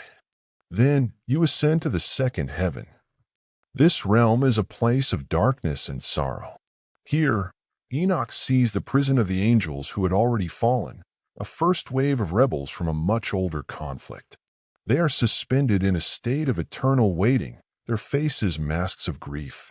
It's a chilling sight, a cosmic Alcatraz that serves as a grim foreshadowing of the fate awaiting the watchers he just left behind. His angelic guides hurry him through this place of sorrow. The third heaven is where things get truly beautiful. This is paradise, the heavenly Eden. It is a garden of impossible beauty, filled with trees that bear fruit of pure light and fragrance. The tree of life, from which Adam was barred, stands at its center, radiating a gentle, healing energy. It is a place of peace and rest for the righteous souls of humanity. Enoch sees some of his own ancestors here, dwelling in a state of bliss. But this is not his destination. He must go higher. Each ascent brings a new level of awe and terror. The fourth heaven is the domain of the sun and moon. Enoch is shown their chariots, their celestial paths, the intricate clockwork of the cosmos. He learns the secrets of the calendar, the solstices, the equinoxes. This aligns with a fascinating historical fact. Many ancient cultures, from the Babylonians to the Mayans, had incredibly sophisticated astronomical knowledge that scholars still struggle to explain fully. The Book of Enoch presents this knowledge as a direct, divine revelation. As you rise to the fifth heaven, you see the legions of the Grigori, another class of watchers who had sinned but were not part of Shemaiah's pact. They are silent, sullen giants, their faces filled with remorse, refusing to join the heavenly hosts in their songs of praise. It's another layer of the celestial hierarchy, another glimpse into the complex politics of the divine. The sixth heaven is a riot of intellectual energy. Here are the archangels who preside over the order of the cosmos. They are beings of pure intellect, studying the movements of stars, the laws of physics, and the fates of nations. It's the grand library and university of the universe, where all knowledge is archived and studied. Finally, you reach the threshold of the seventh heaven. The air here, if you could call it that, thrums with a power so immense it's almost unbearable. This is the highest level, the seat of ultimate power. The light is blinding. The music is overwhelming. Legions of seraphim and cherubim, beings of 6 wings and countless eyes, surround a central throne. Their song of "Holy, Holy, Holy" is a physical force that vibrates through Enoch's very soul. It's a security detail of unimaginable power and holiness. Enoch, a mortal man, a creature of dust, is brought before this throne. He is terrified, prostrate on the crystal floor, unable to lift his head. The throne itself is a marvel built of sapphire, with wheels of burning fire. And upon the throne sits a figure of indescribable glory. The texts call him the Ancient of Days, the Lord of Spirits. It is the ultimate authority, the source of all creation. It's a depiction that has deeply influenced Jewish, Christian, and Islamic art and theology for millennia. One of the archangels, Michael or Gabriel, must physically lift Enoch to his feet, as he is paralyzed by the sheer holiness of the place. He is presented before the throne. He, the humble scribe, now stands in the control room of the universe, the petition from the fallen clutched in his spiritual hand. This is the moment. He has passed through all the layers of heaven, witnessed wonders and terrors beyond human comprehension, all to deliver this one final plea. He opens his mouth to speak, to present the case for the watchers, to read their words of regret and their prayer for mercy. He has fulfilled his promise to them. He has carried their desperate message to the highest possible court. The entire cosmos seems to hold its breath, waiting for the verdict to be delivered. The fate of the 200 and their monstrous children hangs in the balance. Here, in this place of unbearable light and power, you are standing with Enoch in the heart of the seventh heaven, the air vibrating with the song of the seraphim. Before the throne of the Ancient of Days, Enoch, the mortal ambassador, finally finds his voice. He presents the petition. He speaks of the Watchers' terror, their weeping, their profound regret. He relays their plea for forgiveness, their desperate prayer that their punishment might be anything less than utter destruction. He holds nothing back, fulfilling his role as their intercessor with the same solemn duty he showed as their accuser. He has given them their day in court. When he finishes, a profound silence descends upon the heavenly assembly. The eternal song of the angels falters for a moment. All eyes, and there are countless eyes in this place, are on the throne. The figure of light, the Lord of spirits, does not move, but a voice, not of sound but of pure thought, of absolute authority, fills the space. And it is a voice utterly devoid of mercy. The petition is rejected, brutally, categorically. The voice addresses Enoch, but its judgment is meant for the fallen he represents. Why do you ask me on behalf of them? The voice resounds, when you should be asking them on behalf of men. You, a mortal, have been righteous. They, the spiritual, who were created to live forever, have defiled themselves with the blood of women, begotten children of flesh and blood, lusted after the daughters of men, and acted just as they do, who were destined to die. The verdict is a scathing indictment. It points out the great inversion. The eternal beings acted like mortals, while the mortal Enoch acted with celestial integrity. The judgment is that they had a sacred trust, and they didn't just break it. They shattered it with glee. They knew the rules of the universe better than any human, and for that reason, their crime is infinitely greater. There will be no peace for them, no forgiveness, no second chance. The voice then dictates the specifics of the sentence, and Enoch is commanded to record it. He is no longer an intercessor. He is once again the scribe of judgment, tasked with carrying the final, unbreakable verdict back down to the condemned. First, the fate of their children, the Nephilim. They, who have terrorized the earth, will not be allowed to live. A spirit of confusion and strife will be sent among them. They will be turned against each other in a final cataclysmic war. Giant will kill giant. Brother will slaughter brother, until none of them are left standing. Their own violent nature will be the instrument of their destruction. They will perish from the face of the earth, their monstrous bodies falling where they stand, their spirits left to wander the world as malevolent forces, forever bodiless and hungry. Second, the fate of the 200 watchers themselves. They will be made to watch the slaughter of their beloved children. Their deepest attachments will be the source of their deepest pain. They will witness the end of everything they created. And after this torment, they will be hunted down. The archangels, Michael, Gabriel, Raphael, and the others are given their orders. They are to become avenging angels, a divine wetwork team. They are to seize the leaders of the rebellion. Shemaiah and his followers are to be bound hand and foot. They are to be cast into the uttermost darkness, into the rough and jagged rocks of a desolate desert, a place prepared for them. The texts name this place Dudiel. There, they are to be imprisoned, buried under stones, their faces covered so they may never see the light again.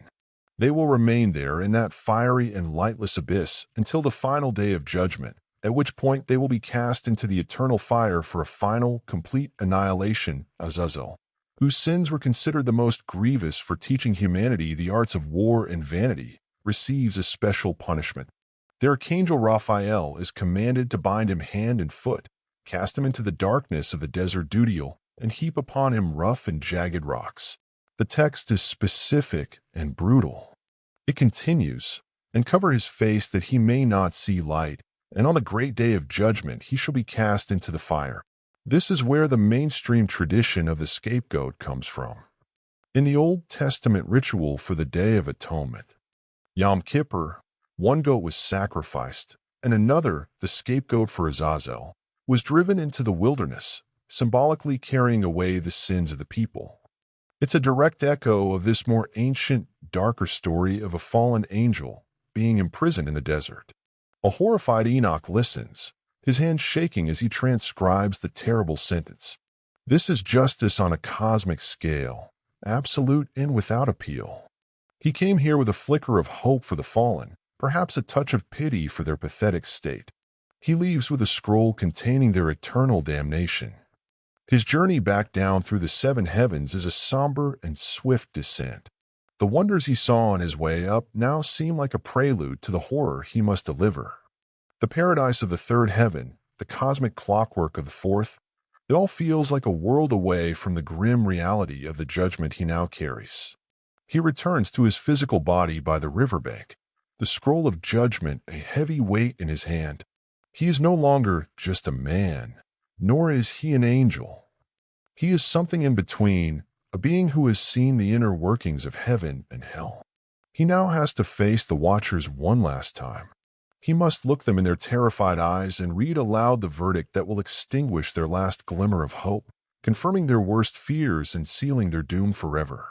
The final act of this tragedy is about to be read to its unwilling cast. Enoch returns to the fallen with a heavy heart and a heavier scroll. The Watchers are waiting where he left them, pathetic congregation of deposed gods. They see him approaching, and a flicker of desperate hope ignites in their eyes. They surge forward, their faces a mixture of fear and anticipation. What did he say? Is there mercy? Is there hope? Enoch doesn't speak. He simply unrolls the scroll. The silence that falls is absolute, broken only by the distant bestial roars of their Nephilim children. He begins to read. His voice, steady and devoid of emotion, recites the verdict from the seventh heaven. He reads of their eternal condemnation, of the brutal end awaiting their children, of the fiery abyss prepared for them. He reads their sentence, word for terrible word. As he speaks, the last vestiges of hope drain from their faces, replaced by a crystalline, perfect despair. The weeping begins again, but this time it is not the sound of panicked fear. It is the sound of utter, soul-crushing grief, the sound of beings who have just been told their existence is, for all intents and purposes, over. They have been permanently and irrevocably disowned by the universe.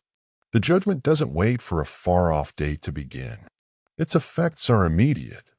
A new, malevolent energy sweeps across the planet. The Nephilim, who have been rampaging with sort of brutish, simple hunger, are suddenly filled with a new kind of rage. A murderous, fratricidal insanity. The prophecy of their self-destruction begins to fulfill itself before their parents' horrified eyes. You are transported to a vast plain where two colossal giants, once brothers, now eye each other with pure, unadulterated hatred. They charge, their footsteps shaking the ground, and their battle is a thing of geological scale. They tear at each other with a ferocity that makes the battles of mortal men look like a schoolyard scuffle. The Watchers are forced to witness these horrors. Their children, the living symbols of their sin and their love, are tearing each other to pieces, and there is nothing they can do but watch. It is the first part of their punishment, a psychological torture of the highest order. But this is only a symptom of a much larger plan. The corruption of humanity, the abomination of the Nephilim, and the pollution of the earth itself are too deep to be fixed with a simple angelic intervention. The entire experiment has been contaminated. The Anunnaki leadership, under the command of the Grim and Lil, decides on a final, terrible solution. A reset button. A planetary sterilization. They will bring a flood. Not a local flood, not a regional inundation, but a global cataclysm of unimaginable scale. They will wipe the slate clean. This is the event that has echoed through human mythology for millennia, from the Epic of Gilgamesh to the story of Noah. A mainstream historical fact. Geologists have found evidence of massive, catastrophic floods in various parts of the world around the end of the last ice age, as glacial dams burst and sea levels rose dramatically. Whether one of these events was the seed of the Great Flood myth, or if the myth records something else entirely, is a subject of endless debate. The Anunnaki possess the technology to make this happen. They can manipulate the weather, destabilize the polar ice caps, and alter ocean currents. They set their plan in motion. The sky darkens. A strange, oppressive humidity fills the air. The animals grow restless, sensing the impending doom. But there is a complication. Wiping out the Nephilim and the corrupted bloodlines is one thing. But what are the pockets of humanity that remain pure? And what of the grand human experiment itself? Enki, the original architect of humanity, cannot bear to see his creation completely annihilated. He loved his flawed, beautiful children. He argues with Enlil, pleading for the survival of the species. Enlil, the rigid commander, is unmoved. The entire project is tainted. It must all be erased. So Enki decides to break the rules one last time. He acts in secret. He seeks out the one man he knows is worth saving, a righteous, blameless man who is a direct descendant of Enoch. In the Sumerian version, his name is Ziusudra. In the Akkadian, Atrahasis. In the Hebrew, he is Noah. Enki cannot warn him directly. He's under a sworn oath not to interfere. So in a moment of clever, lawyerly deception, he speaks not to the man, but to the wall of the man's reed hut. Reed hut, wall, wall. Listen to my words, he whispers, knowing full well that Noah is on the other side. He instructs him to tear down his house and build a boat, a great ship. He gives him the precise dimensions, instructing him to seal it with bitumen and pitch. He tells him to gather his family and the seed of all living things and get on board, because a deluge is coming that will submerge the entire world. It's a bit of divine insider trading to save a species. As Noah and his family frantically begin to build their ark, the first drops of rain begin to fall. But this is no ordinary rain. It is a torrential, violent downpour, as if all the celestial storehouses of water Enoch saw had been opened at once. The fountains of the great deep burst forth from beneath the Earth's crust. It is a coordinated, technological assault on the planet's biosphere. The waters rise with terrifying speed. The world drowns. The corrupted cities, the warring tribes, the last of the battling Nephilim, all are washed away in a churning, muddy torrent. The grand, failed experiment is being erased. The slate is being wiped clean with the waters of creation, now turned to destruction. The roar of the flood is the only sound left in a dying world. The world is a churning, gray chaos of water and sky. The flood has reached its apex, covering even the highest mountain peaks. The screams of the drowning have long since faded, leaving only the relentless, drumming sound of the rain and the roar of the waves. It is a world washed clean, baptized in a fury of divine judgment. The great, messy, vibrant, and violent chapter of the fallen and their offspring has been brought to a close. But the final act of this judgment is not for those who drowned. It is for the 200 who started it all. As the floodwaters rage, the second part of their sentence begins. You witness the arrival of the hunters, the archangels, descending from the heavens like bolts of vengeful lightning. They are no longer the serene guides or intellectual beings Enoch met. They are warriors, enforcers, their forms radiating a cold, implacable fury. Their targets are the fallen watchers, who are scattered, terrified, and clinging to the highest, most desolate peaks, the last patches of land to be submerged. They are watching the world they corrupted disappear beneath the waves, their immortality now a curse that forces them to witness every last moment of the destruction. There is nowhere left for them to run. You see the Archangel Michael, his face a mask of grim duty, confronting Shemaiah. The leader of the rebellion, the charismatic persuader, has no words left. He stands, drenched and broken, as Michael approaches. There is no glorious battle. Shemaiah offers no resistance. He has already been defeated by his own guilt and despair. Michael produces chains, not of iron, but of pure, binding light. He wraps them around Shemaiah, and the disgraced leader falls to his knees, his power utterly nullified. Then you see Raphael descending upon the craggy peak where Azazel is hiding. Azazel, the proud, the defiant, the teacher of war, is a cowering wreck. He who armed humanity for slaughter now faces his own end unarmed and terrified. Raphael shows no pity. He binds Azazel hand and foot, just as the verdict commanded. He is brutal and efficient. The knowledge bringer who brought so much darkness is about to be plunged into a darkness of his own. One by one, the chief rebels are rounded up. The avenging angels sweep across the dying mountaintops, apprehending the Watchers with ruthless efficiency. Their once godlike powers are useless against these direct agents of the ultimate authority. It's like a SWAT team clearing a building, each member performing their role with terrifying precision.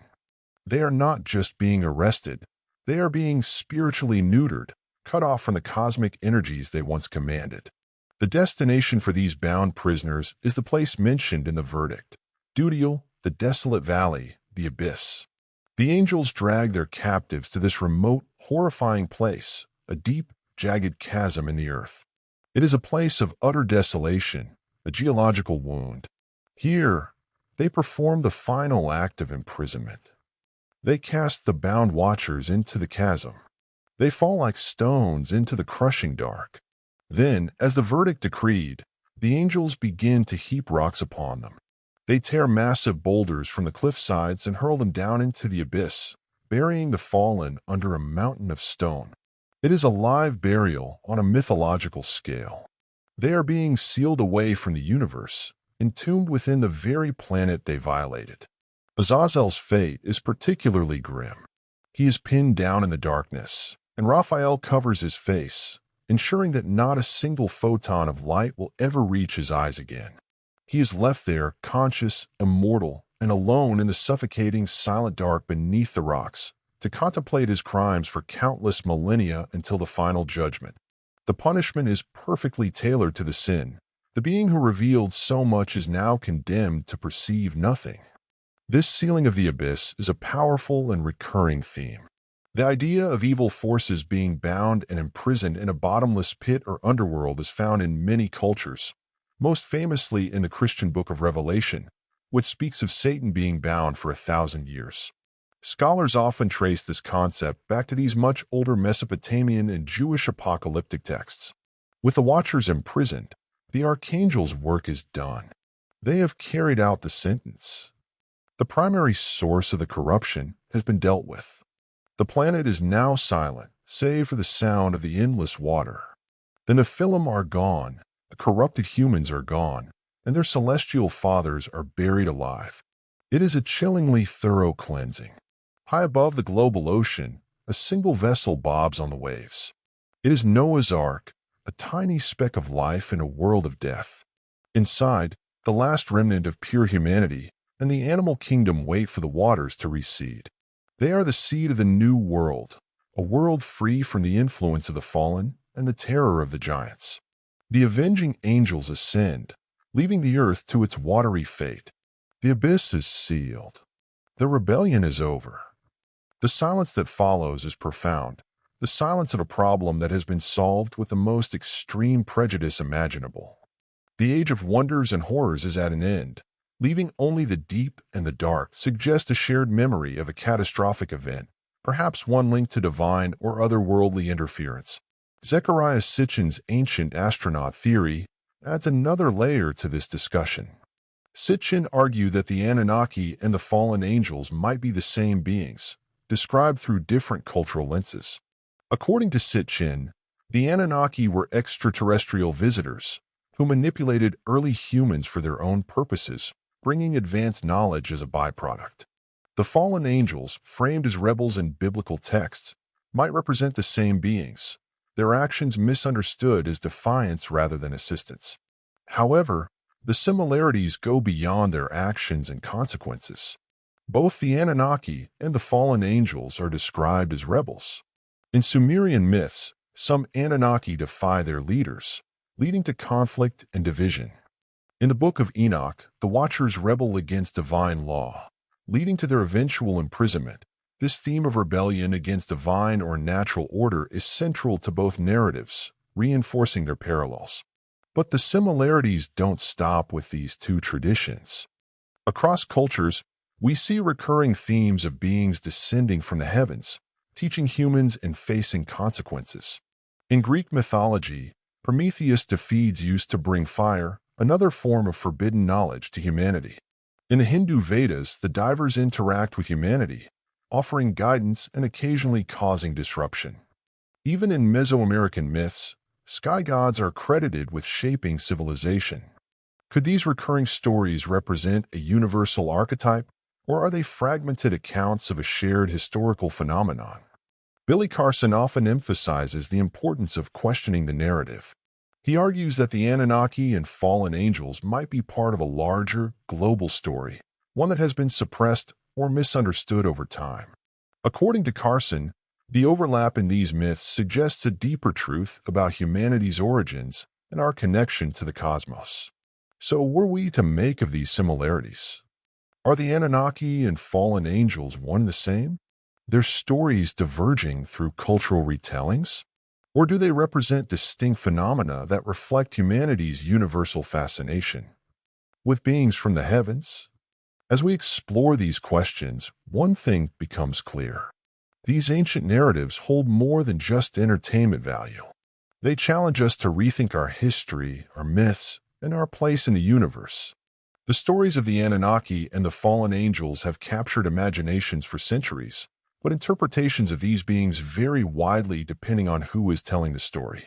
Were they gods, extraterrestrials, or something else entirely? To better understand, let's explore these narratives through the lens of mythology, modern theories, and the Bible itself.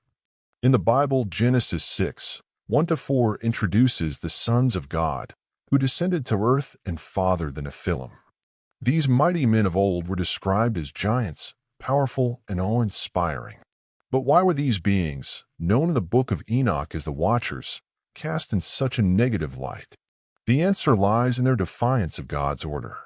By descending to earth and taking human wives, they disrupted the natural balance. Their actions resulted in a world filled with violence and corruption, leading God to cleanse the earth with a great flood. The book of Enoch expands on this story, naming specific angels like Samiah and Azazel, who led the rebellion. Azazel in particular is blamed for teaching humans the secrets of weapon-making and war, spreading chaos and destruction. This emphasis on forbidden knowledge mirrors the Sumerian depiction of the Anunnaki as bringers of advanced skills, agriculture, architecture, and even celestial science. However, while the Sumerians praised the Anunnaki as benefactors, the Bible condemns the Watchers' actions as corrupt and sinful. This distinction raises an important question. Was the knowledge brought by these beings inherently good or evil, or was it the way it was used that determined its value? In Genesis, the knowledge brought by the Watchers is portrayed as dangerous because it led to humanity's moral and spiritual downfall. But Billy Carson offers a different perspective. He suggests that this forbidden knowledge may have been a catalyst for human progress, much like the advancements attributed to the Anunnaki in Mesopotamian myths. Zecharia Sitchin's ancient astronaut theory takes this idea even further, proposing that the Anunnaki and the fallen angels were not supernatural beings but extraterrestrial visitors. According to Sitchin, their descent to Earth was not an act of rebellion, but a mission of necessity. They needed resources, and humans were created or enhanced genetically to assist in their work. This interpretation frames the Anunnaki as pragmatic beings with their own agenda, while the Watchers in the Bible are depicted as spiritual rebels. Could these differences in portrayal reflect the perspectives of the cultures that recorded these stories? Biblical descriptions of the Watchers and the Nephilim often emphasize their size and strength, describing them as giants. Numbers 13:33 speaks of the Nephilim as the sons of Anak, who made the Israelites feel like grasshoppers in comparison. This image aligns with Sumerian depictions of the Anunnaki as towering, larger-than-life figures. In both cases, these beings are portrayed as vastly superior to humans in power and stature, a detail that fuels speculation about their possible extraterrestrial origins. Interestingly, the Bible also speaks of the aftermath of the Watchers' rebellion. In 2 Peter 2:4, we learn that God cast the disobedient angels into chains of darkness, reserving them for judgment. Similarly, Jude 1:6 describes these angels as being bound in everlasting chains under darkness unto the judgment of the great day. This punishment echoes the fate of the Anunnaki, who defied their leaders in Sumerian myths. Both narratives emphasize divine retribution for rebellion, reinforcing the idea that these beings, whether divine or extraterrestrial, were not above the laws of their creators. But there's another layer to consider. Could these stories represent humanity's attempt to make sense of extraordinary events?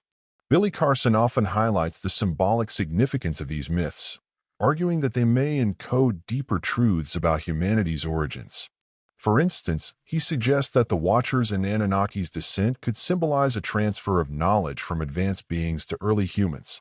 This interpretation bridges the gap between mythology and science, offering a framework for understanding how humanity took sudden leaps in development. Cross-cultural comparisons further support this idea. The Greek titan Prometheus defeats used to bring fire to humanity, much like Azazel's gift of weapon-making in the Book of Enoch.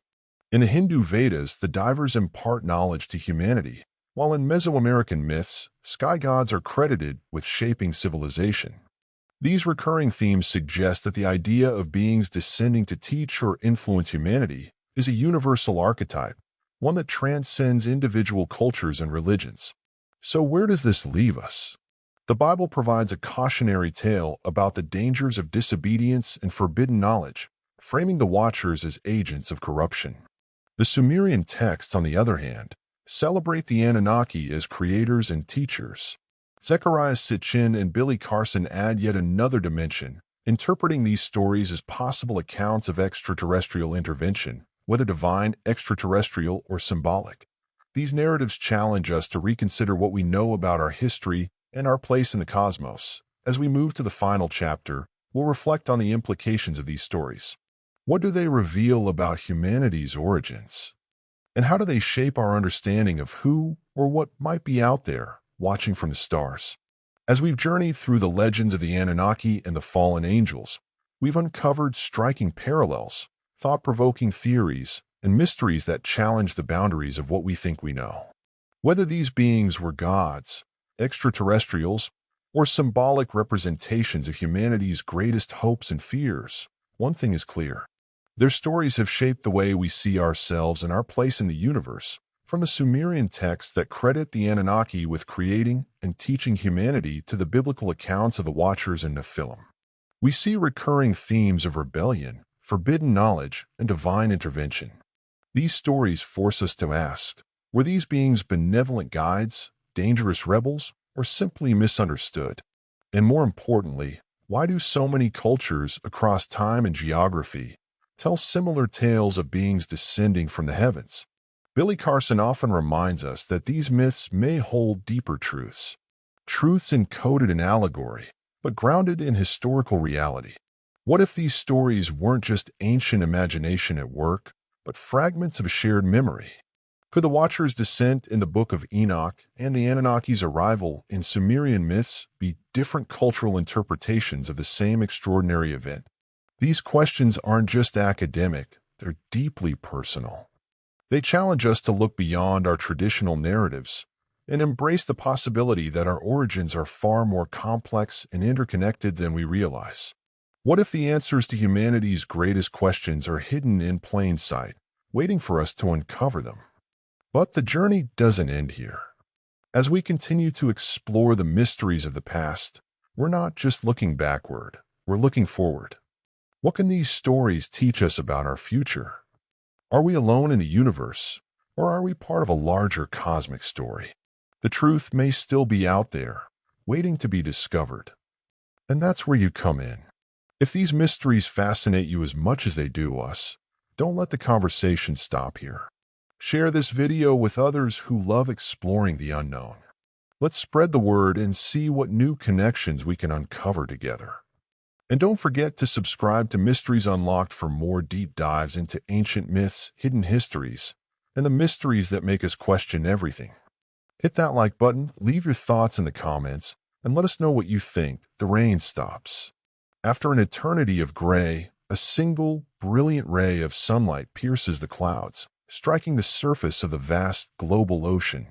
The work of destruction is complete, and the work of renewal can begin. A great wind, sent by the Anunnaki Council, begins to blow across the face of the waters, pushing them back, urging them to reseed from the land. The fountains of the deep are capped.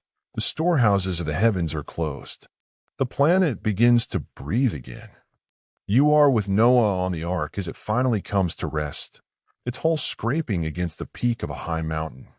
The long, terrifying voyage is over. When Noah opens the great door, the air that greets him is different. It is clean, crisp, and new. It is the scent of a world washed clean of its sins, a pristine canvas on which life can begin anew. The animals emerge, blinking in the bright sunlight, and scatter across the damp, muddy earth to repopulate the globe. Noah and his family step out onto the reborn world, the sole inheritors of a planet that was nearly destroyed. But what of Enoch, the man who saw it all? His story does not end with the flood. His unique role as the bridge between humanity and the heavens set him apart. He was too intertwined with the secrets of the divine to simply be left to live out a mortal life. The texts are famously enigmatic on his fate, and Enoch walked with God, and he was not, for God took him. You witness this final strange event. After the flood, after he has chronicled the judgment and the cleansing, the angelic beings return for him one last time. They come not with messages of doom, but with an invitation. His work on earth is done. He has been a faithful scribe, a righteous man in a faithless time. He's offered a choice that no mortal has ever been given before, to transcend his mortal state entirely. He is taken, not in a pillar of fire or a chariot, but in a quiet, gentle ascent. He dissolves from the earthly plane, his body transformed into a being of light and spirit. In some traditions, he becomes the great archangel Metatron, the celestial scribe who stands next to the throne of God, eternally recording the deeds of mankind. He leaves the world behind, his book of secrets serving as his only legacy, a warning and a testament for the new generations of humanity that will spring from Noah's line. His story becomes a myth, a whisper of a time when the veil between worlds was thin and a mortal man could walk with gods and carry their terrible messages. The world Noah's descendants inherit is an emptier one. The magic is gone. The giants are gone. The godlike beings who walked among them are gone, either imprisoned in the earth or returned to the stars. All that is left are the stories. The Epic of Gilgamesh will speak of the Great Flood and the survivor Utnapishtim. The Greeks will tell tales of the Titans, a race of giants who battled the gods and were imprisoned in Tartarus, a deep abyss. The Norse will sing of the Jotun, their own giants from a misty past. These are the echoes in the silence, the fragmented memories of the antediluvian age. Humanity begins its slow, arduous climb back to civilization. They are on their own now. The Anunnaki leadership, their gold mining operation complete, and their messy human resources problem resolved, eventually pack up and leave. Their great ship lifts off from the plains of Mesopotamia, leaving behind only the massive, enigmatic structures they built and the genetic spark they planted in the human race. The planet Nibiru continues on its long, elliptical journey away from the sun, not to return for another 3,600 years. The world they leave behind is forever changed. Humanity is different now. The knowledge of good and evil, of violence and vanity, of secrets both divine and terrible, is now woven into our collective DNA. The memory of our creators, of the fallen, and of the flood becomes the bedrock of our oldest myths and religions. Historians still argue whether these stories are allegorical tales about the human condition or the distorted folk memories of real, cataclysmic events. But as you stand on the newly dry land, you know the truth. You saw the ships land, you saw the giants walk, and you saw the world drown. The silence that settles over the post-flood world is the silence of absence. It is the quiet left behind when gods abandon their creation.